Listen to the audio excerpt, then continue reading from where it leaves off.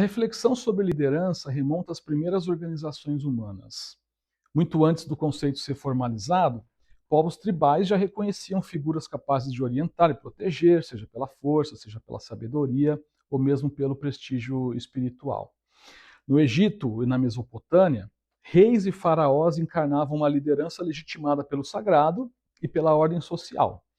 Na China, há centenas de anos, Confúcio já vinculava o ato de liderar à virtude moral, enquanto na Grécia, filósofos como Platão e Aristóteles destacavam a razão, a prudência e o caráter como fundamentos do governante.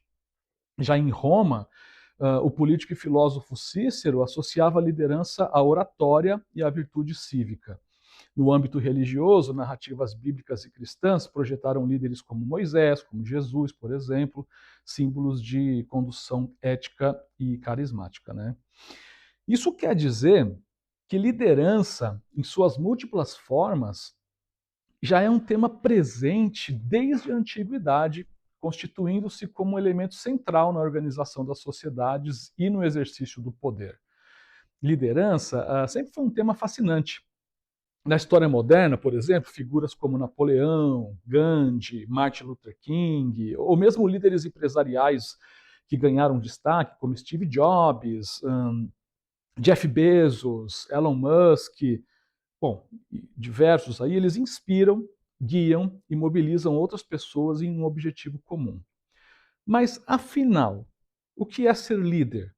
É um dom com o qual se nasce? É uma habilidade que se aprende? Ou é um fenômeno social, construído no dia a dia, na interação entre pessoas? Eu te convido a refletir comigo nesse vídeo, numa perspectiva da evolução do pensamento em liderança, passando por teorias modernas e abordagens recentes, conectando ideias acadêmicas com os desafios do nosso tempo. No fim do vídeo, eu te convido a uma reflexão comigo, que também atuo como líder, sobre os desafios modernos da liderança frente às transformações atuais que o nosso mundo vem enfrentando.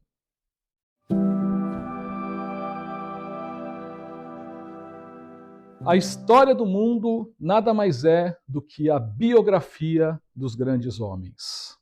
Essa é a frase que marca a teoria atribuída ao filósofo e ensaísta escocês Thomas Carlyle, por volta de 1840, e que até os dias de hoje ainda influencia a visão que nós temos da liderança. Essa teoria é conhecida como a The Great Man Theory, ou a teoria do grande homem. Sob essa ótica aí, o líder é visto como um herói nato, alguém que nasce com qualidades quase míticas, o destino colocou ele no comando. Se trata de uma visão sedutora, mas ao mesmo tempo muito determinista, né? Além de ignorar todo o contexto, o papel das outras pessoas, das equipes, né? Ou até mesmo o acaso ou a sorte. Essa visão, ela ajudou a consolidar essa visão de que o líder é um herói, uma pessoa mítica, aquele capaz de guiar multidões em momentos de crise ou mudança, uma imagem que de certa forma influencia até hoje a maneira como reconhecemos e projetamos a figura do líder. Outra teoria muito interessante que vale a pena ser mencionada é a Trait Theory, ou a teoria dos traços, que teve como um dos pioneiros o psicólogo americano Gordon Allport. A ideia central nessa teoria é de que existem certos traços de personalidade que podem ser definidos como padrões habituais de comportamento, pensamento e emoção. Em outras palavras, o que isso quer dizer? Quer dizer que determinados traços de comportamento natural podem dar a alguém uma vantagem numa posição de liderança. Ou seja, determinadas características aumentam a chance de um líder ser ou não um líder eficaz. Provavelmente, se você é líder ou pretende ser, você já deve ter feito algum desses testes aí, diversos que existem, para medir o seu perfil de liderança, ou mesmo a eficiência da sua liderança, né? Bom, agradeça a teoria dos traços, que foi quem abriu as portas para essa variedade de teorias e escalas, incluindo, mas também não se limitando à teoria dos 5 grandes traços da personalidade, teste de Myers-Briggs, os 16 fatores da personalidade e por aí vai.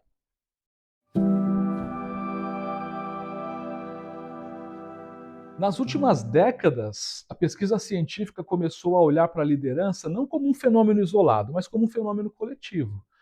Pense numa cerimônia interna, num discurso inspirador, ou até pequenas tradições de equipe, como, sei lá, reuniões semanais, encontros, eventos, convenções. O que isso faz? Isso cria coesão, cria propósito, cria uma energia emocional. Ou seja, a liderança, sob esse aspecto, é vista como um processo social e substitui a imagem do líder como um indivíduo isolado, dotado de carismas e habilidades especiais, aquele que se destaca, por uma visão mais coletiva, que ocorre através da interação entre as pessoas. A liderança se manifesta nas relações cotidianas sob essa ótica, na forma como um grupo se organiza em torno de objetivos, em torno de valores, em torno de significados compartilhados. Não existem seguidores de um líder, mas sim uma comunidade, um tecido social que dá sentido ao ato de liderar. O líder não é um herói solitário, mas um ponto de referência dentro de uma rede de relações. Ele influencia e é influenciado, molda e é moldado pelo contexto em que atua. Esse olhar, ele revela uma visão mais dinâmica da liderança. Uma liderança que muda conforme as necessidades, expectativas e realidades de cada grupo. É construída no diálogo, na troca simbólica, na negociação de interesses e na capacidade de gerar pertencimento. Liderar não é impor, mas criar espaço para que as pessoas se conectem, encontrem propósito e ajam de uma forma coordenada.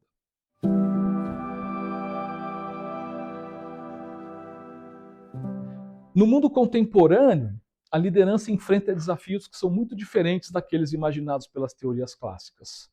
Se antes predominava a ideia de um líder forte, centralizador, o cara predestinado, hoje vivemos um contexto marcado por complexidade, por diversidade, por velocidade de transformações. Isso exige novas lentes para compreender o papel do líder. Um dos principais dilemas é, por exemplo, da autenticidade.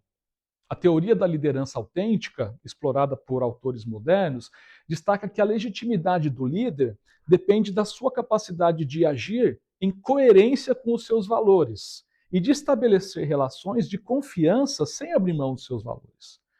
No entanto, ser autêntico em organizações que cobram resultados imediatos, que impõem múltiplas pressões, pode ser um grande desafio.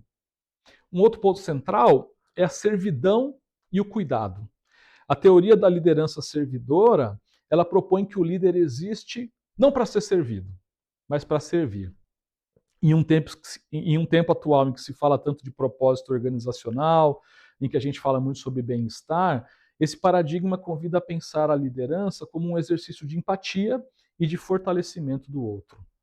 Mas tem sempre um dilema. Como equilibrar dedicação às pessoas com as demandas de alta performance e competitividade do mercado? Não é fácil. Há também o desafio da transformação e inspiração. A teoria da liderança transformacional sugere que o líder mobiliza seguidores a ultrapassar os seus próprios interesses em prol de objetivos coletivos mais elevados. Essa teoria é muito influente, especialmente em ambientes que demandam inovação. Contudo, líderes transformacionais podem cair no risco de se aproximar do ideal do herói, né? Trazendo de novo à tona aquelas expectativas messiânicas em torno de sua figura. Né? Não precisa ir muito longe, dá uma olhada nas redes sociais que você vai encontrar um monte de líder inspiracional messiânico. Mas a verdade é que a gente vive em um cenário de incerteza e complexidade. O que aproxima a liderança da lógica das teorias mais recentes sobre sistemas adaptativos e de complexidade organizacional.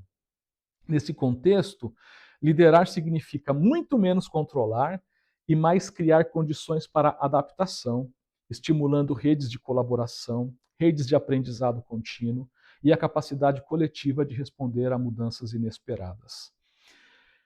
Tem também o dilema da ética, né? Em sociedades marcadas por crises de confiança, como a nossa, onde a gente vê tanta fake news, né, polarizações, a liderança ela é permanentemente testada em sua capacidade de agir com responsabilidade, com transparência e com integridade.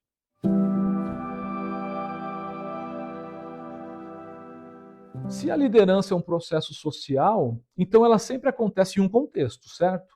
E hoje, 3 dimensões desse contexto se destacam: a cultura, as redes e a tecnologia. A cultura continua sendo um dos grandes alicerces da liderança, gente. Ela molda valores, molda crenças, molda formas de agir e até o que as pessoas esperam de um líder. Em culturas mais hierárquicas, por exemplo, ainda se espera aquele líder que centraliza, que decide sozinho, que mostra autoridade. Já em culturas mais horizontais, o líder precisa ser mediador, facilitador, alguém que valoriza o diálogo.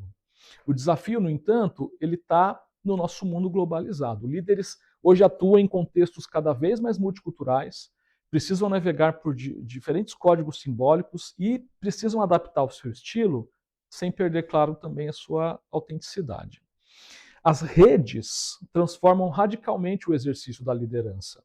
Antes a liderança fluía em linhas claras, de cima para baixo. Hoje ela circula em rede, com conexões múltiplas, conexões horizontais.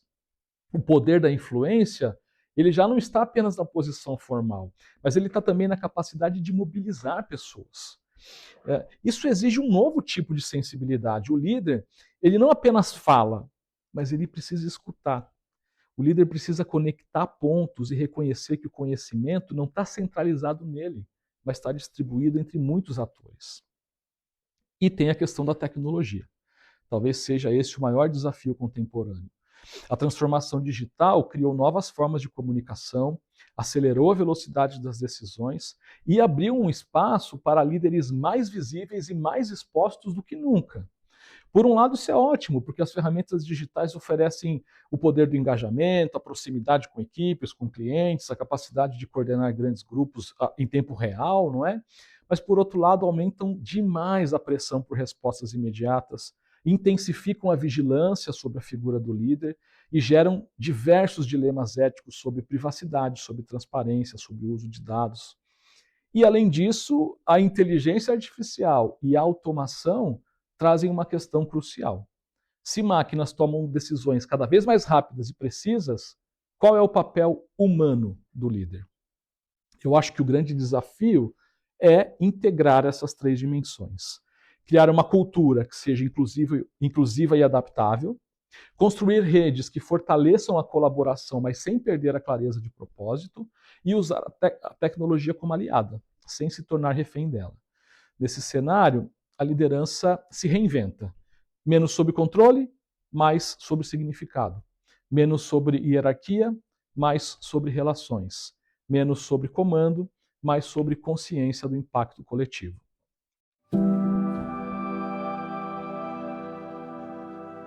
Bom, agora chegou o momento de eu compartilhar com vocês um pouco da minha autorreflexão como a líder que sou há mais de 2 décadas.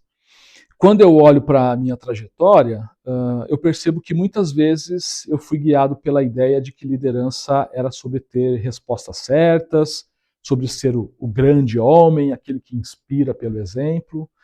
Essa visão ainda tem força em momentos de crise, quando é preciso coragem, né, e precisa tomar decisão rápida, mas eu confesso que aprendi que ela é insuficiente. Claro que a minha visão não é definitiva, ela está sempre se atualizando, mas hoje, depois de passar por muitas experiências, eu entendo que meus traços pessoais, né, a minha forma de comunicar, a minha resiliência, a minha curiosidade, elas ajudam no meu estilo de liderança, mas não bastam. O que realmente sustenta a liderança, eu acho que é a capacidade de criar significado junto com outras pessoas. Os rituais que construímos, as histórias que contamos um para os outros sobre quem somos, para onde vamos. Eu entendo que tudo isso cria laços muito mais fortes do que qualquer ordem vindo de cima. Também reconheço que vivo paradoxalmente todos os dias. Eu preciso dar autonomia, mas também eu preciso manter o rumo. Preciso ser transparente, mas às vezes preservar informações até a hora certa. Equilibrar resultados financeiros com ética e responsabilidade social. E não existe um manual para isso. É um exercício constante de reflexão, de escolha, de erros e de acertos.